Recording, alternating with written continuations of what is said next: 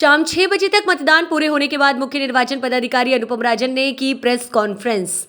MP की 9 लोकसभा सीटों पर आज हुआ मतदान। प्रदेश में हुए मतदान के दौरान कोई भी विशेष गड़बड़ी नहीं पाई गई।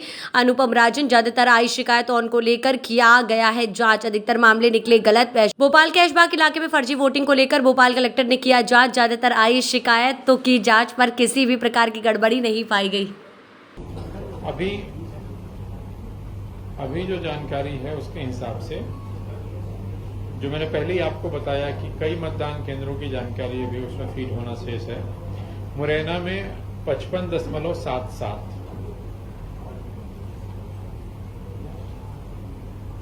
भिंड में 52.91, ग्वालियर में 58.86, गुना में 69.34, सागर में 62.06, विदिशा में 70.35, भोपाल में 60.99, राजगढ़ 72.99, बैतूल 69.68,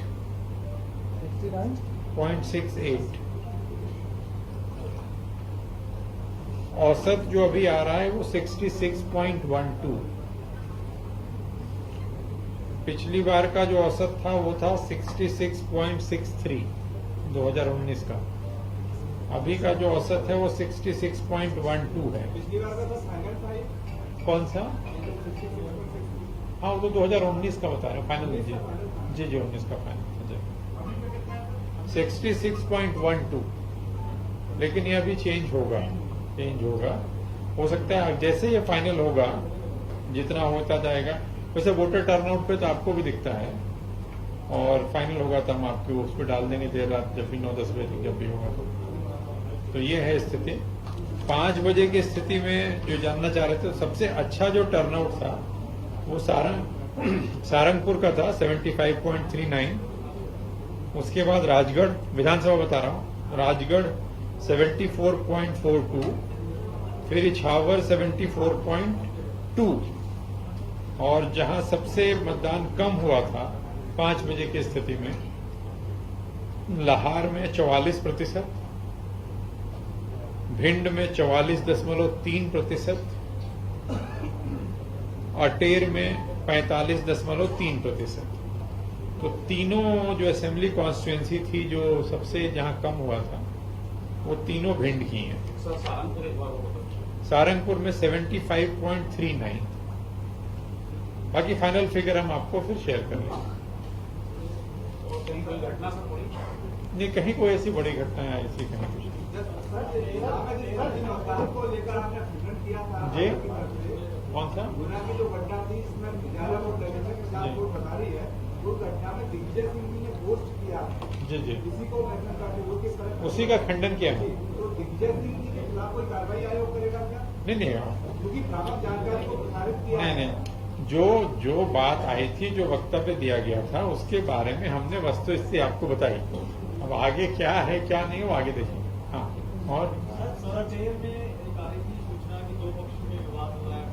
भिंड में, हाँ वही भिंड में, हाँ 2 पक्षों में थोड़ी विवाद, जब लाठी उठी चली थी, थोड़ी बहुत विवाद हुआ था, पुलिस मौके पहुंच गई थी, उसके बाद शांत कर दिया।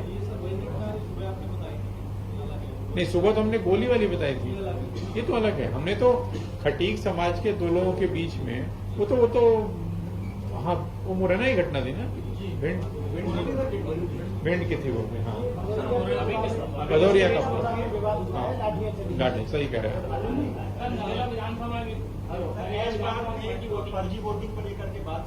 जो भी बात सामने आई है, सभी का तत्काल कलेक्टर ने उसका सत्यापन कराया है। जहां भी जो कार्रवाई करनी थी कार्रवाई की गई है। अधिकांश जगह जो चीजें थी वो गलत पाई गई।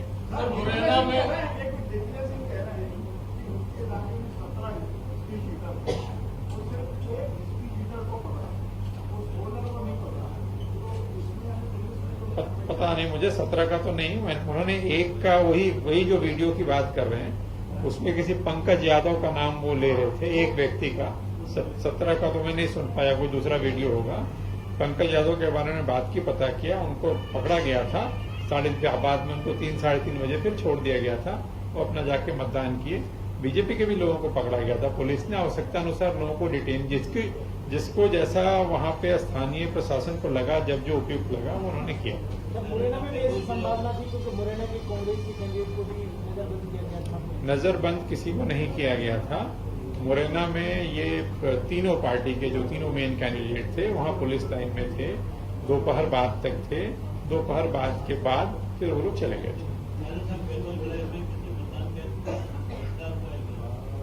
ये बहिष्कार हुआ होगा, मैंने बहिष्कार अगर कोई करना चाहता है तो कर सकता है, हो सकता है।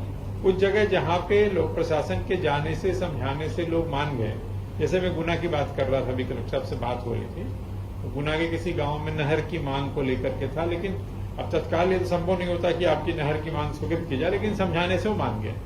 कहीं पे हो सकता है लोग नहीं मानते हैं तो निर्णय करते हैं कि वोट नहीं देंगे, उनका निर्णय है। कई लोग घर में रह के वोट नहीं देते हैं, उसकी भी चिंता करें हम लोग कि भोपाल में जो घर में रह रहे हैं वो वोट नहीं दे रहे हैं। आपको एक गांव के बहिष्कार की चिंता है।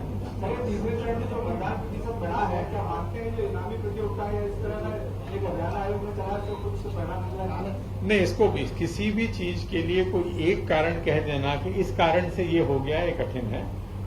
कई सारे फैक्टर्स काम करते हैं। हो सकता है कोई कहे कि साहब पहले 2 चरणों में शादियां थे, अभी शादी नहीं इसलिए बढ़ गया। कोई कहेगा मौसम ठीक था इसलिए बढ़ गया।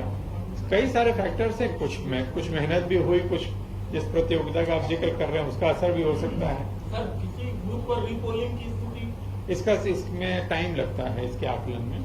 वो रीपोलिंग का निर्णय ऑब्जर्वर्स की रिपोर्ट के आधार पे होता है। तो ऑब्जर्वर्स जब सारी पोलिंग पार्टियां लौटती हैं, फिर ऑब्जर्वर्स उनकी प्रिजाइडिंग ऑफिसर्स डायरी देखते हैं, करते हैं, उसके बाद निर्णय होता है। तो अभी कहना मुश्किल है।